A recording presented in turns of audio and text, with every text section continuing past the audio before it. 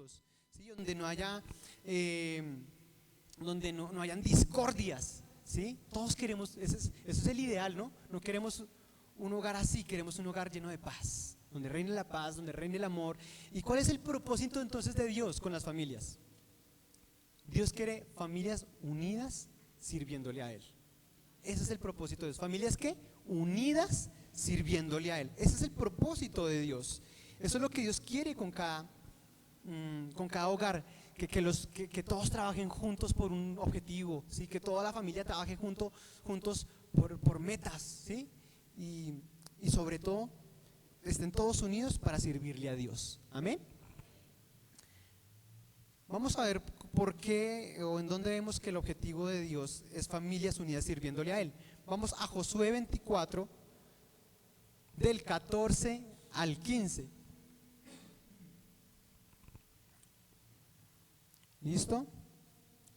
Dice: por lo tanto, ahora ustedes entréguense al Señor y sírvanle, ¿qué? Fielmente. ¿Quién está hablando ahí? Josué, al pueblo. Josué, ¿sí? El sucesor de Moisés, ¿sí? Y les dice: desháganse de ¿qué? De los dioses que sus antepasados adoraron en el otro lado del río Éufrates y en Egipto, y sírvanle solo al Señor. Pero si a ustedes les parece mal servir al Señor, elijan ustedes mismos a quienes van a servir: a los dioses que sirvieron sus antepasados al otro lado del río Éufrates, o a los dioses de los amorreos, en cuya tierra ustedes ahora habitan. Por mi parte, dice Josué, que mi familia y yo serviremos al Señor, ¿sí? Josué le dijo al pueblo: miren, desháganse de los ídolos, ¿sí? Que tenían sus antepasados, sus familiares, sus familiares antes, ¿sí? Desháganse de todos los ídolos y sírvanle al Señor, ¿sí? Si a ustedes les parece servir mal al Señor, allá ustedes, pero mi familia y yo serviremos al Señor. El enemigo quiere destruir desde el principio a la familia. O sea, desde el principio, desde que empezó la creación, desde que Dios creó a Adán y Eva, el enemigo de una quiso que dividir a la familia, destruir la familia. Engañó a Eva, ¿sí o no? Y después Eva le dio de comer a Adán. Después vemos todo el desastre que se vino cuando Caín mató a su hermano Abel por envidia. Mire todo lo que trajo el enemigo. Que el enemigo quería ver la familia que Dios había creado, quería verla destruida, ¿sí? Y eso es lo que quiere el enemigo. El enemigo en estos tiempos, bueno, siempre, pero últimamente ha querido destruir la familia tremendamente. Ha querido destruir los hogares tremendamente. El enemigo quiere sembrar, así como cuando Caín y Abel, quiere sembrar discordia, peleas dentro del hogar, entre los hermanos, con los padres. Quiere sembrar discordia, ¿sí? Pero Dios quiere todo lo contrario. Quiere familias llenas de amor, unidas, sirviéndole a Él. Amén.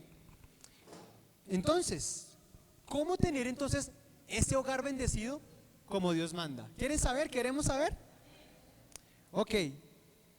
Yo primero quiero decirles que para tratar este tema se necesitan muchos, no sé, seminarios, muchos cursos acerca de la familia, pero vamos a ir como en lo general, ¿sí? Porque esto tiene mucha tela de dónde cortar. Pero lo primero, acuérdense que mi ejemplo fue esa familia con la que yo hablé, ¿no? Con la familia, con esa parejita que vino a buscarme. Y algo identifiqué en esta pareja o en esta familia. Primero que lo que identifiqué es que aunque iban a una iglesia y aunque confesaban ser cristianos, me di cuenta que Dios no era el primero en sus vidas. Entonces, lo primero que debe tener un hogar, para tener un hogar bendecido, es que Cristo, Dios, esté en el primer lugar, esté en el centro de la familia. Amén. Dios tiene que estar ¿dónde? En el centro, en el primer lugar, ¿sí? Dios no está alrededor de la familia, no, la familia alrededor de Dios, donde Dios es el centro. Amén. Y esta familia, al escucharlos, y a escuchar todo su alboroto. No era la primera vez que los escuchaba, ya los había escuchado antes, y me di cuenta de algo, que lo primero para ellos era el dinero, era el dinero. ¿Por qué me di cuenta de esto? Porque siempre que buscaban consejería era cuando estaban pasando por momentos difíciles económicos y estaban en aprietos económicos y se empezaban a agarrar. Y eso la esposa empezaba a echarle la culpa al esposo, es que este no hace no sé qué, ese es un flojo y este no sé qué, y un irrespeto total de la esposa hacia el esposo. Pero me di cuenta que era por el dinero, porque cada vez que había dinero y las cosas estaban bien, su empresa funcionaba, estaban felices, eso uno los veía contentos, alegres, porque había, ¿sí? Y se congregaban juiciosos, y gloria a Dios, bendito sea el Señor, y eso uno los veía levantando las manos y todo. Cuando había problemas económicos, no empezaban a ir a la iglesia, empezaban a faltar, empezaban a pelearse. O sea, si la paz o la discordia en ese hogar dependía si había dinero o no. Entonces me di cuenta, ahí hay un problema, y es el dinero, ¿sí? Y su vida iba en función de eso. Y la palabra de Dios dice que no le podemos servir a dos señores, o le sirves a Dios o a las riquezas, porque si no, amarás a uno y menospreciarás al otro, ¿sí? Entonces me di cuenta de eso, que así como Josué le decía al pueblo, desháganse de sus ídolos, yo me di cuenta que el ídolo de esta familia era el dinero, era la situación económica. Me di cuenta, ese es el ídolo de esta familia, ¿sí? Y servían en la iglesia cuando todo estaba bien económicamente, no servían. ¿Y por qué no sirvió? Porque todo estaba económicamente mal. Entonces Dios no era el centro. Y mire, en la Biblia no hay familias perfectas. Vemos muchas familias imperfectas. ¿Sí se han dado cuenta cuando leen la Biblia? Las familias también son terribles, ¿sí? Y ninguna familia es perfecta. Pero lo que yo veo en la Biblia son familias que, a pesar de que son imperfectas, buscaban a Dios. Y lo que hicieron, su ejemplo, lo dejaron de generación en generación, ¿sí? Y buscaban al Señor. Entonces lo primero que, si una familia quiere poner en primer lugar al Señor, ¿qué debe hacer? En familia, buscar al Señor. En familia, en tu casa, orar. El padre debe orar por sus hijos. El padre debe estar orando por su esposa por su esposo y por sus hijos. La familia tiene que estar unida buscando al Señor. El padre tiene que estar orando por esos hijos rebeldes, esos hijos que están apartados de Dios, ¿sí? Para que lleguen a Cristo. Y si es el caso al contrario, que los padres no son conversos, entonces esos hijos orando por sus padres. Todos orando por todo aquel que necesite oración, siempre buscando que Cristo, que Dios sea el centro del hogar, ¿sí?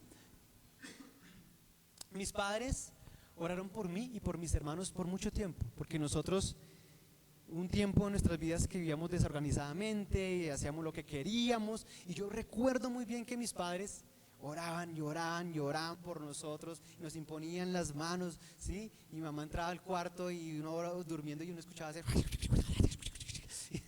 ¿Se han visto un video que sale por las redes sociales así? La mamá orando por el chico y uno ahí durmiendo y escuchaba uno ahí. Yo, mi mamá ya está empezando a orar por mí.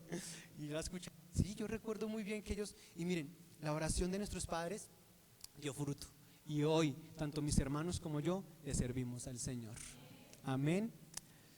No se desanimen al orar por su familia, no se desanimen al orar por sus hijos, porque esas oraciones son semillas que un día van a dar fruto, porque como dice la palabra, que lo que sembramos con lágrimas, un día cosecharemos con regocijo. Amén, amén. ¿Cuánto le dan gloria al Señor por eso? El Señor es bueno por eso. Porque la palabra de Dios dice, buscad primeramente el reino de Dios y su justicia, y las otras cosas serán añadidas, ¿sí? Si una familia unida busca el reino de Dios, busca servir al Señor, es seguro que las demás cosas vendrán por añadidura. La unidad, el amor, las cosas materiales, la salud, todo viene por añadidura cuando una familia se aboca a buscar al Señor. Amén. Entonces lo primero es poner al Señor en el centro, ¿sí? Tenemos una lucha espiritual y es por nuestra familia. Entonces lo primero es colocar a Dios en primer lugar en nuestros hogares. Lo segundo que cada familia debe hacer entonces es que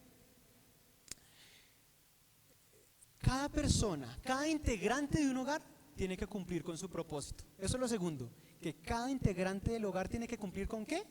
Con su propósito. Entonces, una de las cosas que me di cuenta con esta familia, con esta pareja, que les conté al principio, es que había un desorden en los roles de ese hogar. Es decir, la mujer, ¿sí?, la esposa, hablaba y se notaba con sus palabras y con lo que hacía que ella era la líder del hogar. ¿Sí? Ella era la que y cogía a este señor y veía, y el señor sí,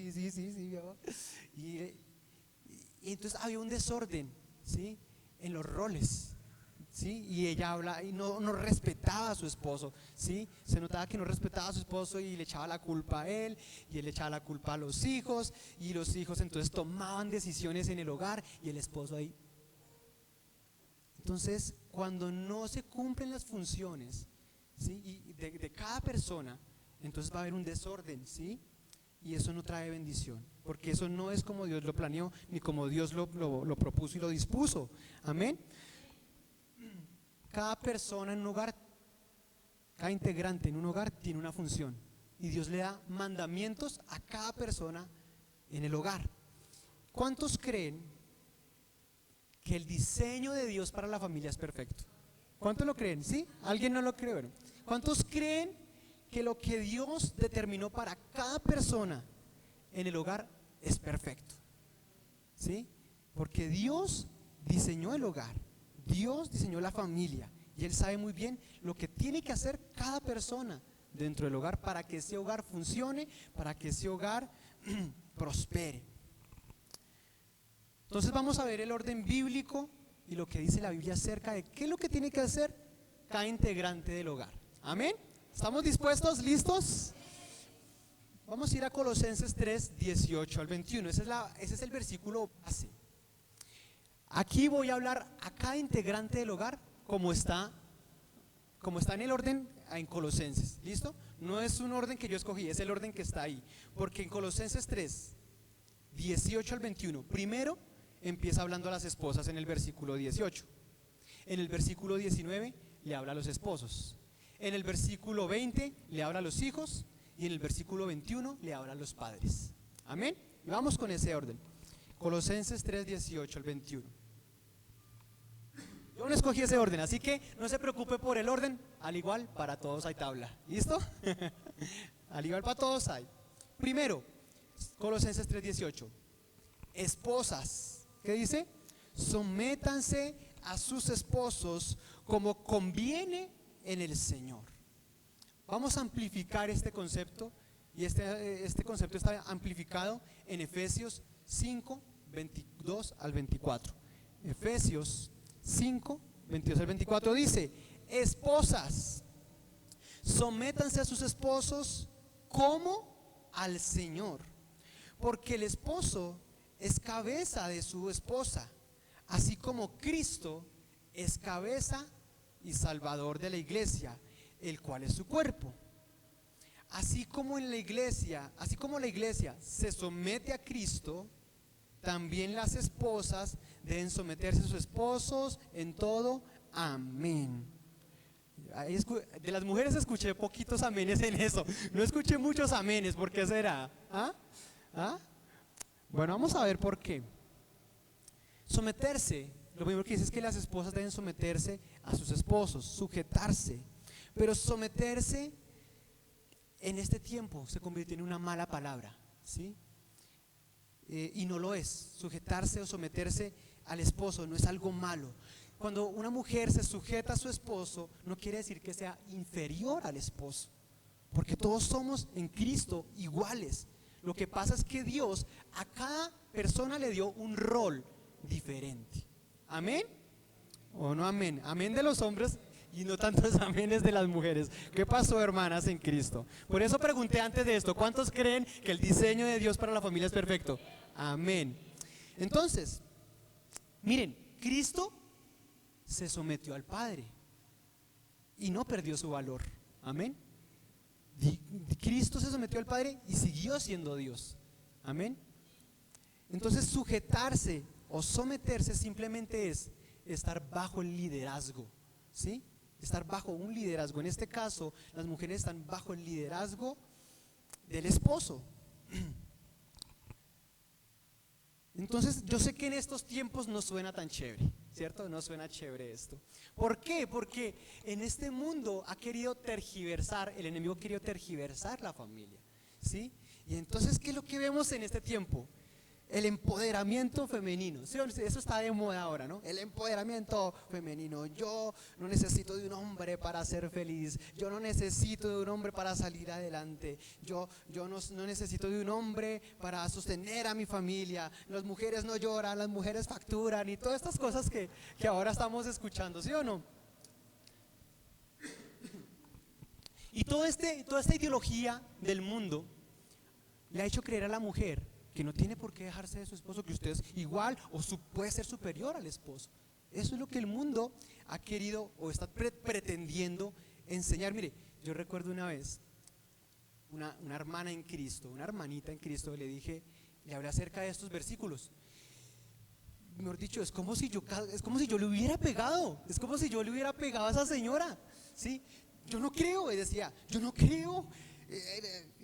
No sé, eso no debe ser así. Y decía, eso no debe ser así, porque las mujeres podemos ordenar en la casa, pues hermana, no pelee conmigo. ¿Por qué pelea conmigo si eso es lo que dice la Biblia? ¿Sí? Yo no lo determiné, lo determinó Dios. Vaya, pelee con él, ¿sí? Pero eso se debe a lo que el mundo está haciendo en este momento, la ideología que está implementando en los hogares. Mire, esto sabe también a qué se debe, y esto empezó desde la caída del hombre. Si ustedes no sabían, cuando empezó el pecado en el mundo a través de Adán y Eva, ese pecado que empezó ahí sembró una semilla en las mujeres, y desde ahí, desde ese momento, las mujeres quieren gobernar el hogar, quieren gobernar al esposo, pero Dios dijo que no. ¿Sí sabían eso? Vamos a verlo con la palabra. Génesis 3:16.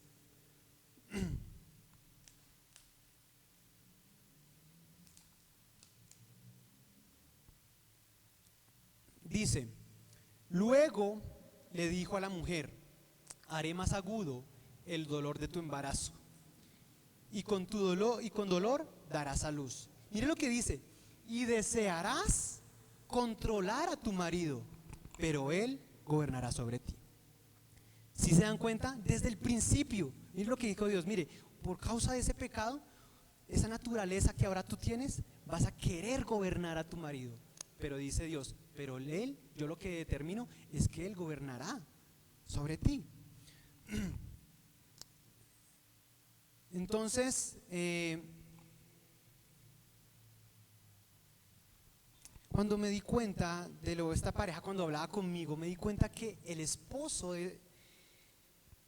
se quedaba callado, no decía nada, la mujer lo irrespetaba y él callado. Yo me di cuenta, este hombre cedió su liderazgo. Él debería ser el líder, pero él cedió. Él dijo, yo no quiero tomar ese rol, yo no quiero tomar esa posición, déjela que la tome ella. Y eso pasa en muchos hogares, ¿sí? Y de pronto no es que la mujer quiera, sino que el hombre cedió. El hombre dijo, no, le da las riendas y la autoridad a la mujer. Y el hombre ahí está confundiendo los roles que Dios estableció para el hogar. Y por eso yo me di cuenta, aquí este desorden de esta familia, este despelote, es porque cada uno en ese hogar está haciendo lo que quiere y está tomando funciones que no debería tener.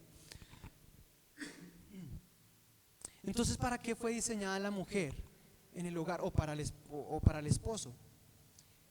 Dios la creó para ser ayuda idónea de su esposo. Génesis 2:18 dice, y dijo Jehová Dios, no es bueno que el hombre esté solo, le haré una ayuda idónea para él, ¿sí?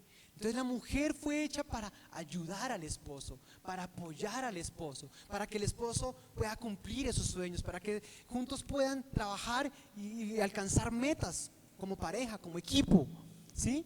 La mujer fue diseñada para suplir esas deficiencias que tenía Adán, ¿sí?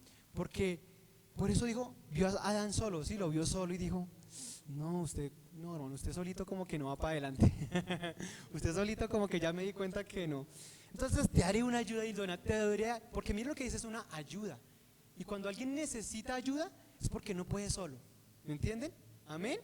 Si alguien no puede solo es porque necesita ayuda. El hombre, Dios dijo, el hombre necesita la ayuda, una ayuda, y te va a hacer una ayuda perfecta. Y creó a una mujer preciosa que le ayuda al hombre.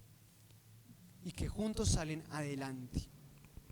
Y yo doy gloria a Dios por mi esposa. Y todo hombre debería dar gloria al Señor por su esposa. En mi caso, mi esposa es una bendición. Ella siempre me apoya en mis proyectos, siempre está ayudándome, está apoyándome en todos los proyectos. Me acuerda de cosas porque yo tengo una memoria terrible. Ella siempre me está acordando de las cosas que no me acuerdo. Ella es un polo a tierra para mí. Cuando yo estoy hablando y ya estoy diciendo más de lo que debo decir, la estoy embarrando, me abre los ojos y es como dice, ustedes vieron una película que se llama El Todopoderoso de Jim Carrey, y ese Jim Carrey dijo, detrás de todo gran hombre hay una mujer haciendo caras. Siempre, ¿cierto? La mujer a uno le está haciendo cara, que no, que sí, y es una bendición eso porque son un polo a tierra para nosotros. Amén. Entonces la mujer lo que hace es ayudar al hombre en ese liderazgo que tiene él, apoyarlo en ese liderazgo.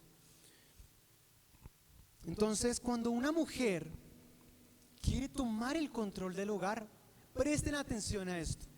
Cuando una mujer quiere tomar el control sobre su esposo, el liderazgo, está dejándose llevar por un principio diabólico. ¿Por qué? Porque Dios estableció toda autoridad, ¿sí o no? Dice la palabra que toda autoridad es impuesta ¿por quién? ¿Por quién? Por Dios. Toda autoridad es establecida por Dios, toda, ¿sí? Y acuérdense que el enemigo, que Satanás, un día quiso ¿qué? Ser igual a Dios, ¿cierto? Por eso, cuando una persona quiere ser igual o quitar a su líder de su lugar, está dejándose llevar por un ¿qué? Por un principio diabólico. ¿Amén? Entonces, vamos a leer Primera de Pedro 3, 1 al 2. Mire lo que hace cuando una mujer, ¿qué puede hacer? ¿Hasta dónde, qué alcance tiene cuando una mujer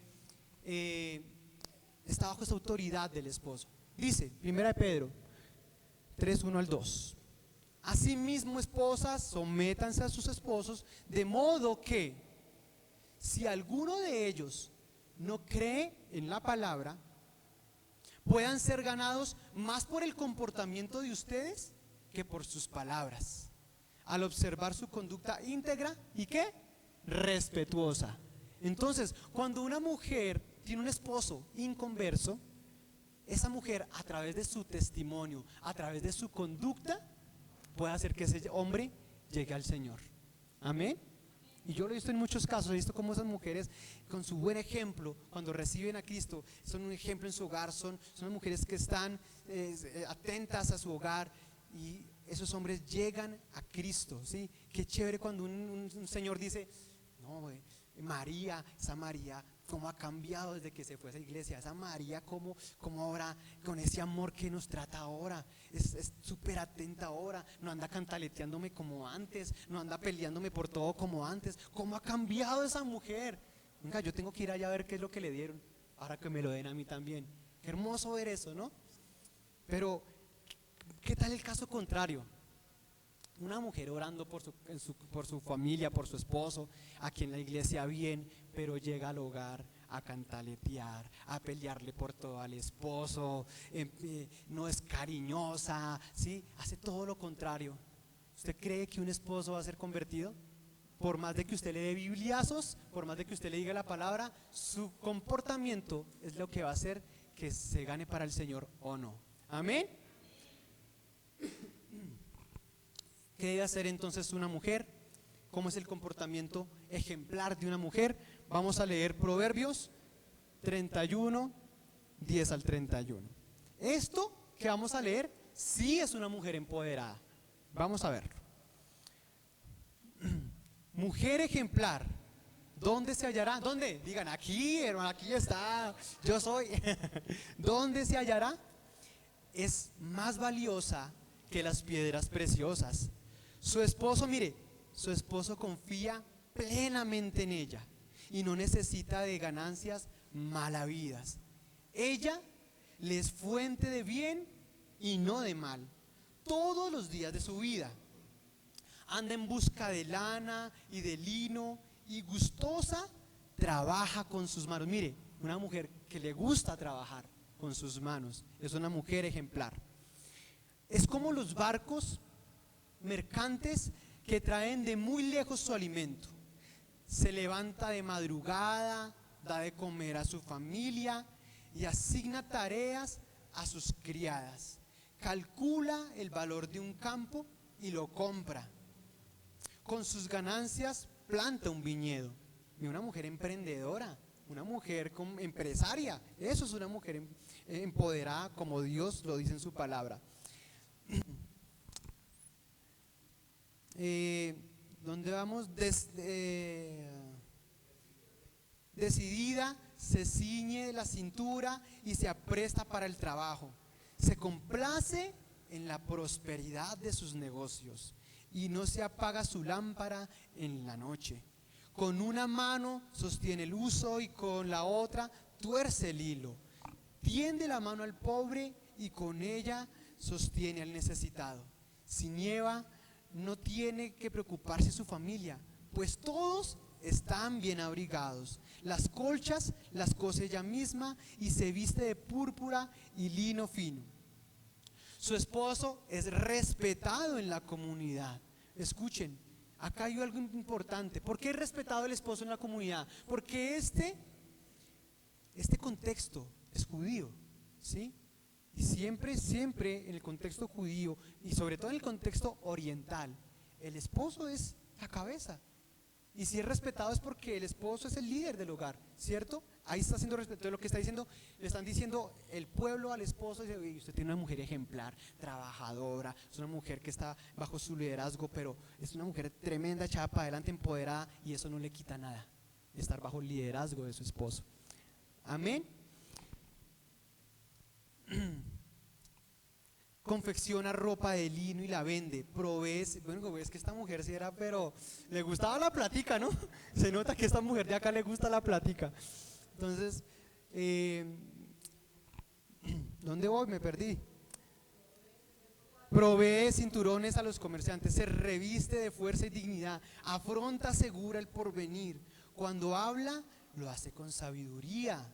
Cuando instruye, lo hace con amor. Estas mujeres que cuando vayan a instruir a su mujer, cuando tengan que corregirle algo a su esposo, lo hacen con sabiduría y con amor. Amén. Está atenta a la marcha de su hogar y el pan que come no es fruto del ocio. O sea, es una mujer emprendedora, es una mujer que trabaja. Sus hijos se levantan y la felicitan.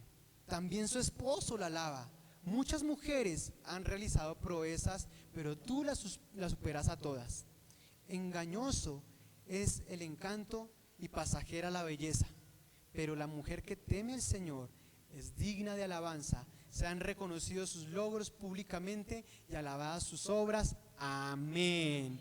Y nosotros los hombres reconocemos lo que las mujeres hacen y las felicitamos por ese gran esfuerzo que ustedes hacen por sus esposos y por sus hijos. Así que ustedes se merecen un aplauso fuerte porque son tremendas. Eso sí es una mujer empoderada, si se dan cuenta, como dice la palabra, no como el mundo lo dice. Amén. Entonces ya tenemos claro lo que Dios quiere para cada esposa, ¿sí? En su relación con su esposo. Ahora vamos a Colosenses 3:19.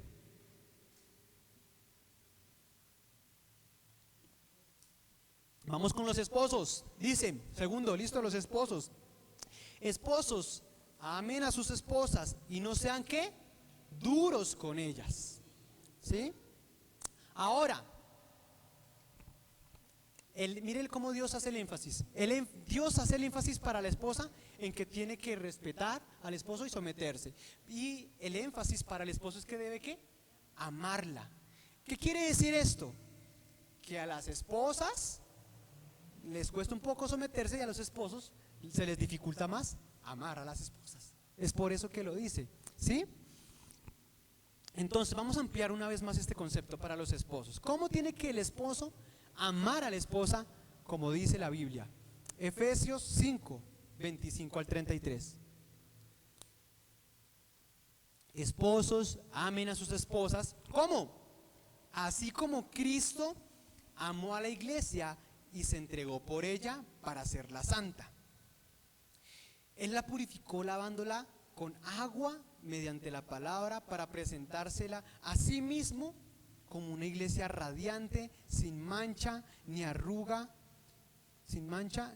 ni ninguna otra imperfección, sino santa e intachable. Asimismo, el esposo debe amar a su esposa. Mire otra vez la palabra amar.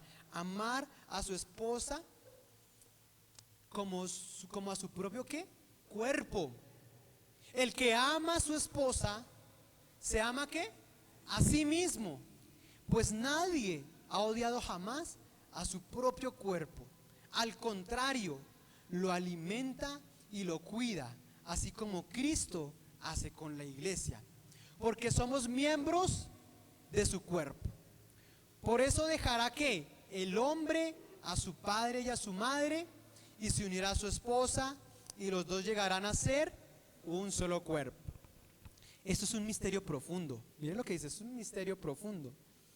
Yo me refiero a Cristo y a la iglesia.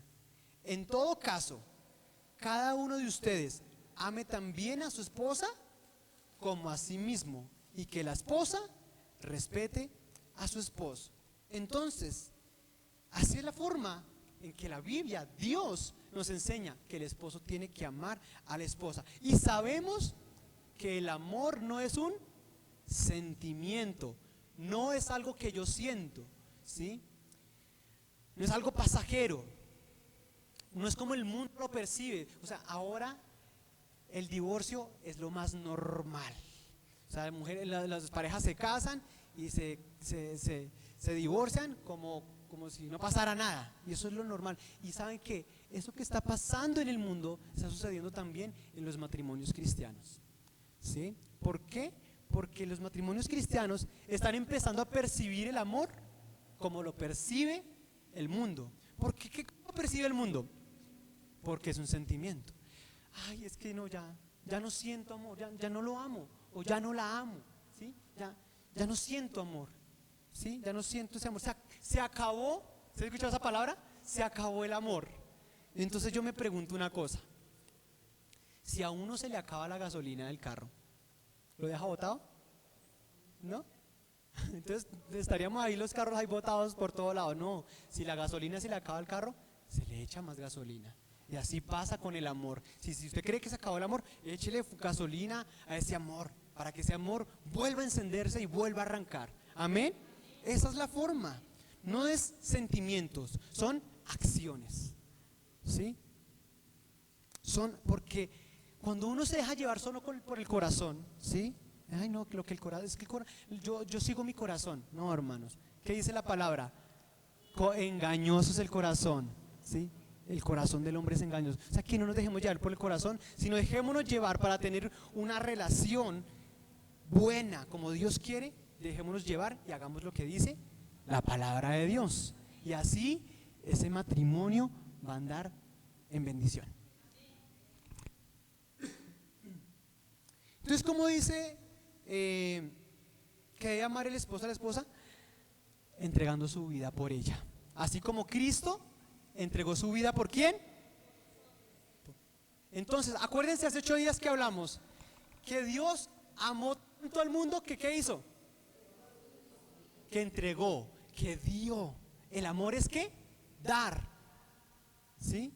El amor es dar. Entonces el hombre se tiene que dar a la mujer, ¿sí? A su esposa. ¿Y tiene que darle qué?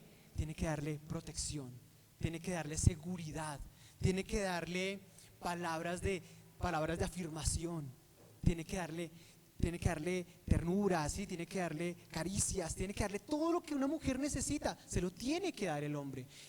Y la mujer debe tener claro algo tiene que tener claro la mujer, y es que la mujer tiene que pensar: yo estoy segura que este hombre daría su vida por mí. Esa seguridad debe tener una mujer, estar segura de que su esposo daría su vida por ella. Ese es el tipo de amor que una mujer, que una esposa debe tener, ¿sí? Que el hombre esté dispuesto a dar su vida por ella y por su hogar, ¿sí? Darle también palabras de amor. Las mujeres necesitan de eso, las mujeres son muy auditivas. Entonces el hombre tiene que darle palabras de amor, decirle cuánto le ama, decirle lo linda que está, ¿sí? A mí mi esposa todos los días se levanta, yo estoy ahí: ¿cómo me veo hoy? ¿Sí? Porque antes de irse a trabajar: ¿cómo estoy yo? Mi amor, estás hermosa, estás preciosa, ¿sí? Pilas por ahí, ¿sí? Que ella se sienta que es hermosa, que sienta la mujer que ella es la mujer de sus ojos, que está segura que su esposo no va a andar coqueteando por ahí, que está segura de que su esposo no va a estar mirando por ahí lo que no debe ver. Esa seguridad debe tener la mujer. Esa es la forma de dar amor a una mujer. La mujer tiene que sentirse segura con su esposo, ¿sí? La mujer, el hombre tiene que dar prioridad antes que a él, a su mujer, a su esposa. Valorar lo que ella hace y valorar lo que ella dice, ¿sí? Escuchemos bien, hombres. La esposa está por encima de nuestra mamacita, de nuestra hermosa madre. Está primero nuestra esposa. Porque muchas veces conozco hombres que por no desagradar a su mamá, entonces la mamá dice una cosa y la esposa dice otra, y entonces: ay no, mi mamacita, entonces yo le hago caso a mi mamacita. No, escuche a su esposa. La palabra de su esposa tiene mayor valor, porque por eso dice: dejará el hombre a su padre y a su madre y se unirá a su mujer y serán uno solo. ¿Estamos de acuerdo? Entonces ahí sí los hombres menos amenes. Vamos a leer Efesios 5, 28 al 29. Es el mismo pasaje, pero vamos a enfocarnos en esto.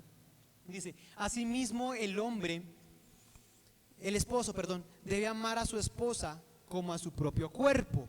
El que ama a su esposa se ama a sí mismo, pues nadie ha odiado jamás a su propio cuerpo. Al contrario, lo alimenta y lo cuida, así como Cristo lo hace con la iglesia.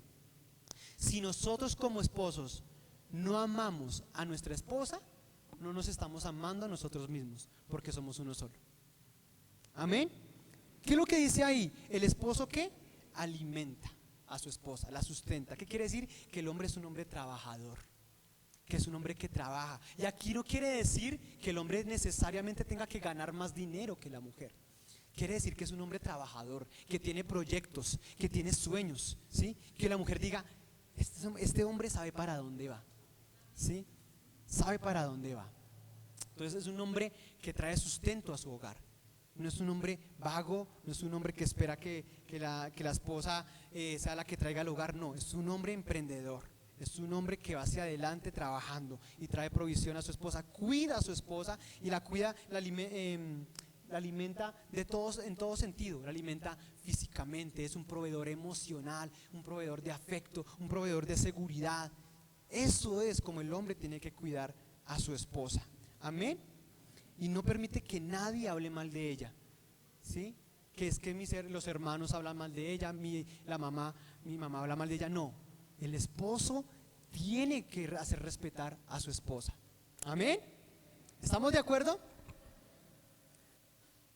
¿Cómo más cuida el esposo a su esposa? En oración. Los esposos tienen que arrodillarse, ser ese sacerdote que se levanta en las mañanas y ora por su hogar, ora por su familia, ora por su esposa, la bendice. El hombre, ¿saben qué? El hombre tiene que ser una gran inspiración para su esposa. Que la esposa mire a su esposo. Mire, ese es el punto donde tiene que llegar cada esposo. ¿Qué punto tiene que llegar?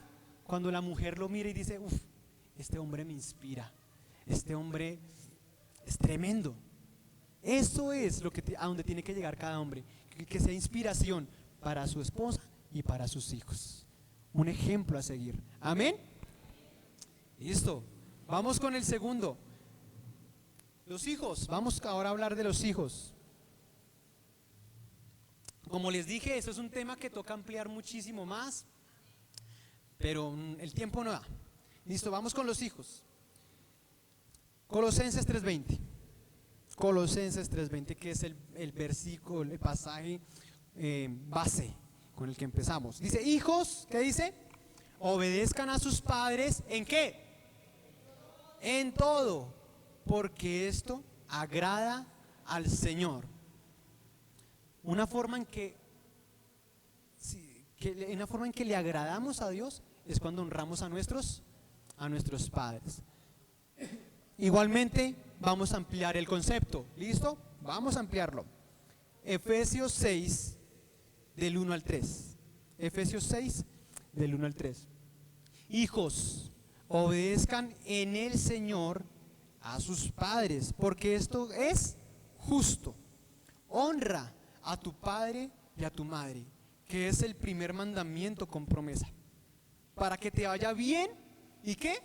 Y disfrutes de larga vida en la tierra. Mire, cuando uno honra a sus padres, trae una bendición impresionante a su vida. ¿Sí? Cuando un hijo deshonra a sus padres, es maldición para su vida. Las cosas no le van tan bien como quisieran, porque no honran a sus padres. ¿Sí? Hay una excepción a esta regla de obedecer en todos sus padres.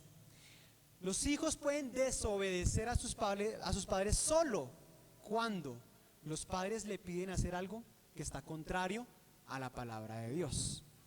Yo recuerdo que una vez leí un libro de un pastor muy conocido. Creo que él era judío, o creo que es de familia judía. Cuando él recibió a Cristo, los papás le dijeron, usted no se va para la iglesia, no señor. Y lo encerraban y le prohibían ir a la iglesia. Pero este señor, este pastor, cuando era joven, cuando recibió a Cristo, se le escapaba a los papás para poder ir y congregarse y servir, porque ese pastor o este joven ya servía en su iglesia, en el grupo de jóvenes, ya predicaba, y él se escapaba a sus papás para ir y predicar la palabra. O sea, la única excepción es que los padres le impidan servirle al Señor. Ahí sí está por encima lo que Dios quiere. Amén. ¿Sí estamos de acuerdo con eso? También los hijos deben desobedecer a los padres cuando los padres le piden hacer algo deshonesto. ¿Sí? Cuando los llevan a mentir. Entonces, diga que no estoy. Papá, usted sí está. ¿Sí? Dígale que yo me fui, yo no sé para dónde. No, hijos, si tus padres te dicen que mientan por ellos, no lo hagan, porque Dios lo dice. ¿Sí? Amén. Si tú trabajas con tus padres, no permitas que tu papá te haga hacer cosas deshonestas. Amén. Primero hay que obedecer al Señor. Esas son las únicas excepciones a la regla. Amén. De resto, los hijos tienen que obedecer en todo a sus padres. Cuando les digan, haga tal cosa, háganlo. ¿Sí? Los hijos deben obedecer a sus padres. Si los padres le dicen, acompáñenme a tal lado, acompáñenlo a tal lado. Si los padres le dicen, vengan a la iglesia, vayan a la iglesia. ¿Por qué? Porque la voz de los padres en el hogar es la voz de Dios. Amén.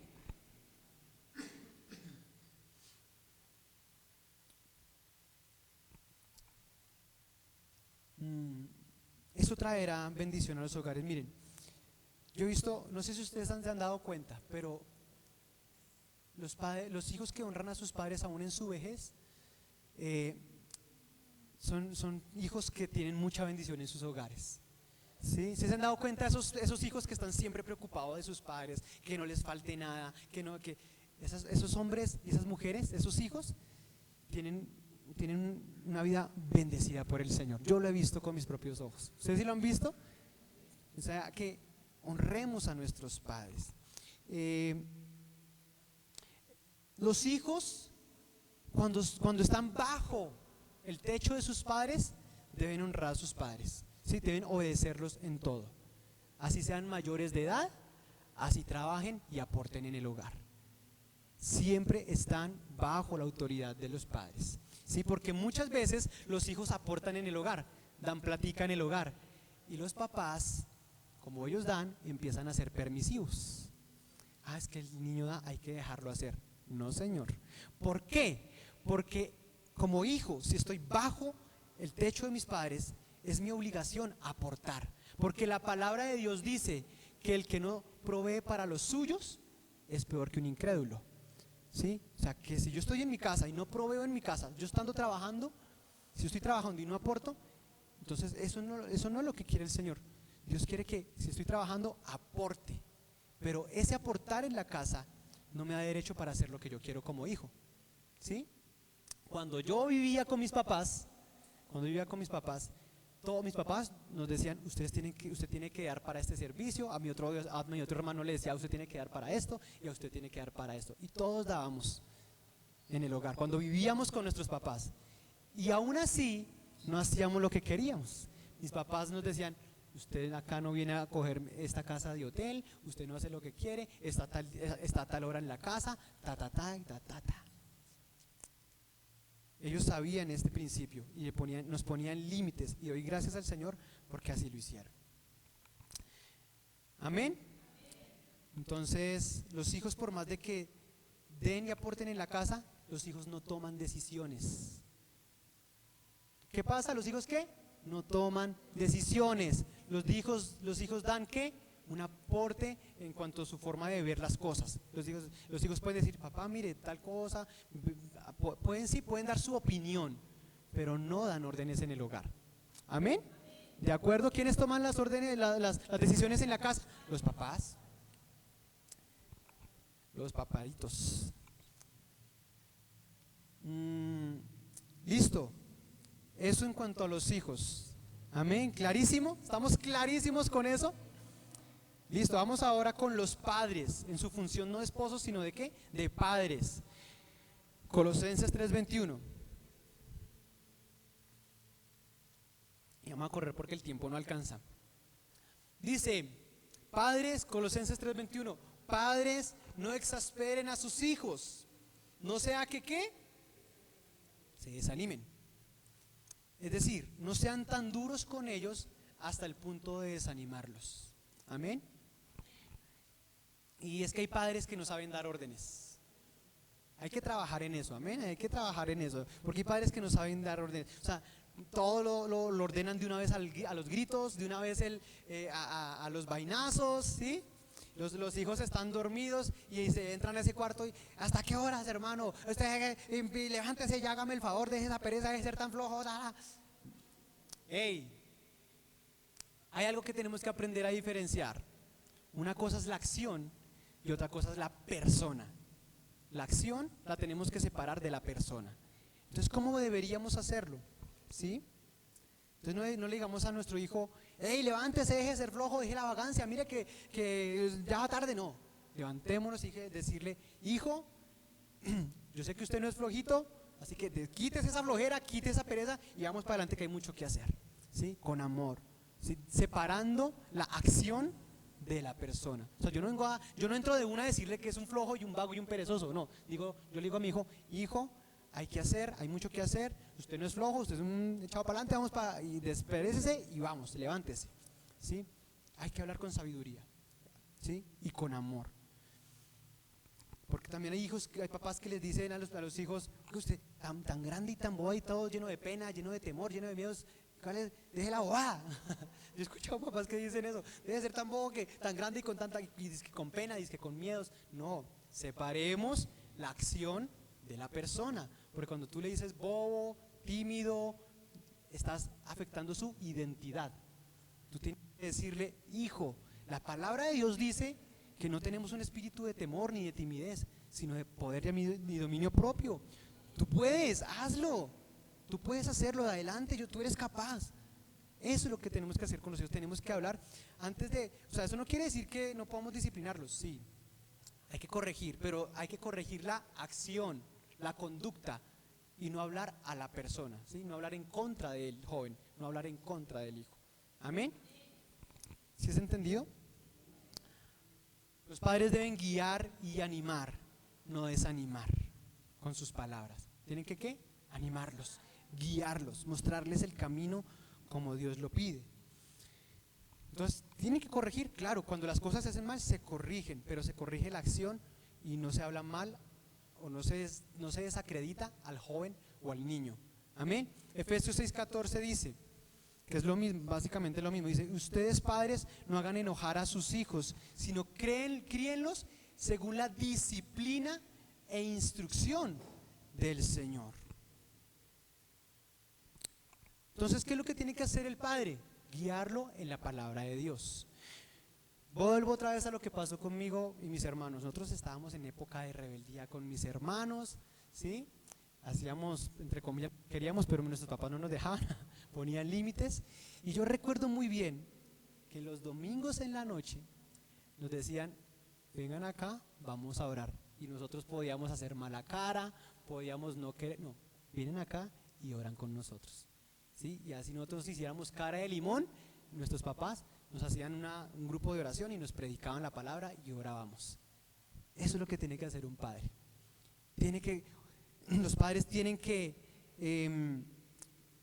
crear un espacio donde la familia ore junta, donde la familia busque junta al Señor. Amén.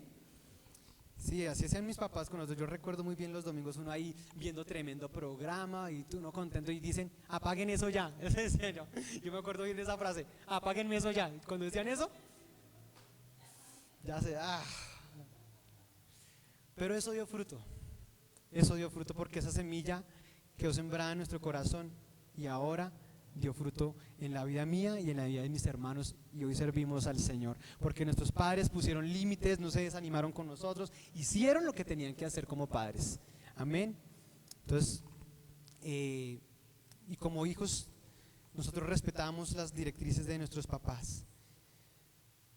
Entonces, pero también deben ganar a sus hijos con el ejemplo, porque de nada sirve darles bibliazos, decirles que los que tienen que hacer si su conducta en la casa como padres no es ejemplar, ¿sí? Porque podemos decir muchas cosas con la boca, pero con el codo deshacemos lo que dijimos.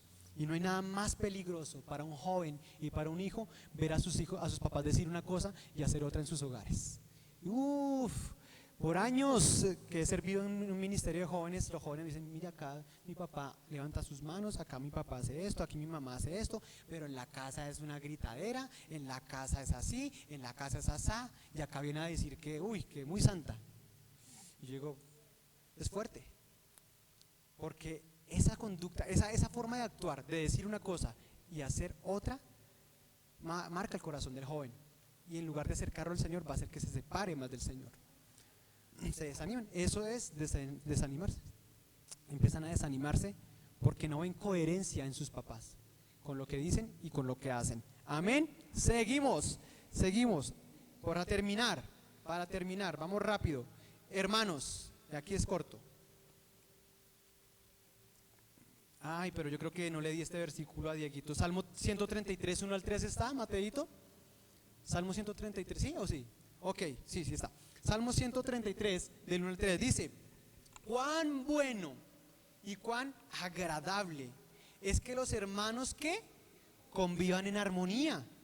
Es como el buen aceite que desde la cabeza va descendiendo hasta por la barba de Aarón hasta el borde de sus vestiduras.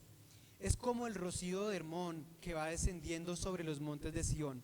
Donde se da esta armonía, el Señor concede bendición y vida eterna. ¿Cuál es nuestra labor como hermanos? Si vivimos en un hogar y estamos compartiendo con nuestros hermanos, es llevar una relación entre hermanos armoniosa, como dice ahí. Evitar las peleas. Entre hermanos tienen que respetarse, entre hermanos tienen que amarse, entre hermanos tienen que ayudarse. Amén. Eso es básicamente. Y Dios me dio un versículo esta semana, me lo dio 2 veces y entendí que este versículo es para este tiempo, es para este mensaje, y es para poder llevar un ambiente en armonía en el hogar. Y está en Proverbios 15:1. Proverbios 15:1, sí, también te lo dice. ¿Qué dice? La respuesta amable calma el enojo, pero la agresiva echa leña al fuego. Queremos tener un ambiente agradable y armonioso en nuestro hogar. Respondamos amablemente, hablemos amablemente, bajémosle a las revoluciones y hablemos con amor. ¿Sí? Si alguien te habló mal en tu casa, si tu hermano ay, es que no sé qué, piensa antes de hablar, ¿sí? Respira y dile lo que tengas que decirle, pero con amabilidad. Amén. Igual, entre esposos. Si tu esposa empezó a levantar la voz, tú piensa y dice, tengo que responder amablemente, porque para pelear se necesitan dos. Así que yo voy a responder con amor y con amabilidad. Y así vamos a tener un ambiente hermoso en nuestro hogar. Y lo que tenemos que hacer entonces es que entender cuál es el propósito de cada persona dentro del hogar y hacer lo que tiene que hacer, que ya lo vimos. Amén. Lo que tienes que hacer como padre, lo que tienes que hacer como esposo, lo que tienes que hacer como esposa y como madre, lo que tenemos que hacer como hijos. Y así vamos a tener un hogar bendecido como Dios manda, como es el propósito de Él. Amén. Vamos a orar para terminar. Pongámonos en pie. Amén. ¿Nos habló Dios un poquito hoy?